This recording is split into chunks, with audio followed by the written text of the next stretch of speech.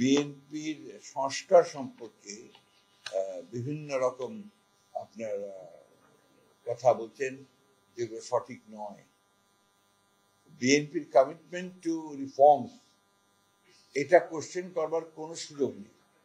কারণ বিএনপি হচ্ছে সেই দল যে আপনার 2016 সালে ভিশন 2030 করে বেগম খালেদা জিয়া তিনি সংস্কারের কথা বলেছিলেন, এবং তারপরের ব্যাপার আপনি জানেন যে 2020 সালে 22 সালে 27 দফা, এবং তারপরে অন্যান্য দলগুলোর সঙ্গে আলোচনা করে 31 দফা সংস্কারের কর্মসূচি আমরাই দিয়েছি 23 সালে।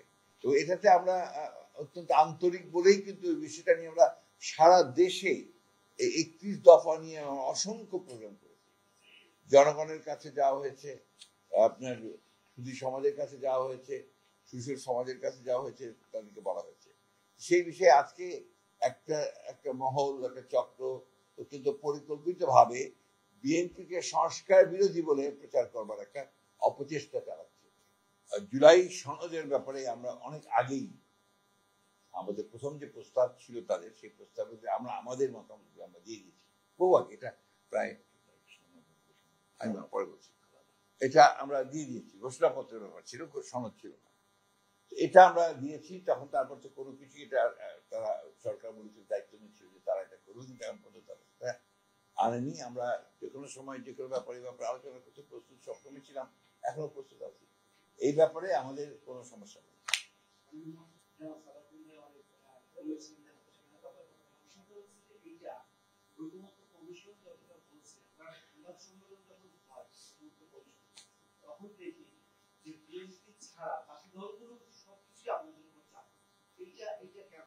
এটা আপনারা বলবেন কেন? তারা বলবে, আমরা কি করে বলবো?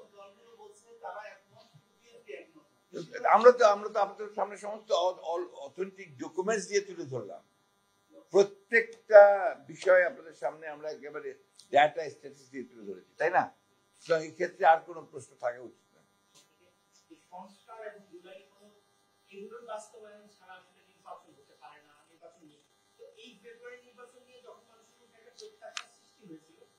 তখন আবার এই সংস্কার ইস্যু, জুলাই সনদ নিয়ে যে এই নির্বাচনটাকে অনিশ্চয়তার মধ্যে ফেলে দেওয়া হচ্ছে কিনা আপনারা সেটা মনে করেন? আমরা তো আপনাদেরকে পরিষ্কার করে বলেছি যে আমরা মনে করি যে জনগণ নির্বাচন চায়, সেটা বহুবার বলেছি, এখনো বলছি। এবং আমরা মনে করি যে যেটা নির্ধারিত হয়েছে, একটা আলোচনা হয়েছে আমাদের ভারপ্রাপ্ত চেয়ারম্যান সাহেব এবং প্রধান উপদেষ্টার মধ্যে ফেব্রুয়ারিতে নির্বাচনের অনুষ্ঠানে, আমরা আশা করি যে সেই লক্ষ্যেই দেশ এগিয়ে যাবে।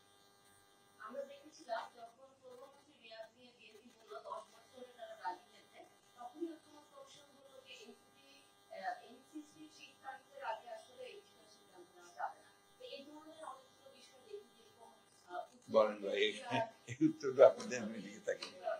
ঠিক আছে,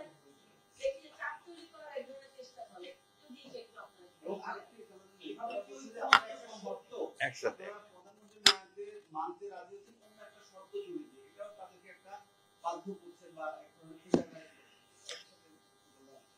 বিষয়টা ওনারা যেভাবে বর্ণনা করেছেন সেটাতে কিছু অস্পষ্টতা আছে।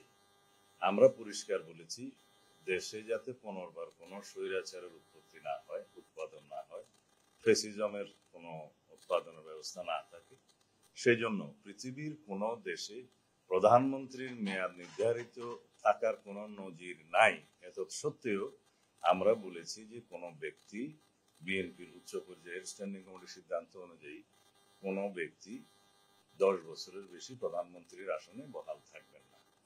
এটা সাথে আমরা এটা বলেছি, প্রধানমন্ত্রী এবং সংসদ নির্বাহী বিভাগকে কার্যকরভাবে সরকার এবং রাষ্ট্র পরিচালনার স্বার্থে তার কর্মপরিধির মধ্যে অন্য কোনো অর্গান এবং অন্য কোনো বডি সৃষ্টি করে যাতে তার কর্মকাণ্ডকে ব্যাহত না করে, সেই জন্য আমরা এনসিসি জাতীয় কোনো ধারণার সাথে একমত হইনি। এটাই ছিল আমাদের শর্ত।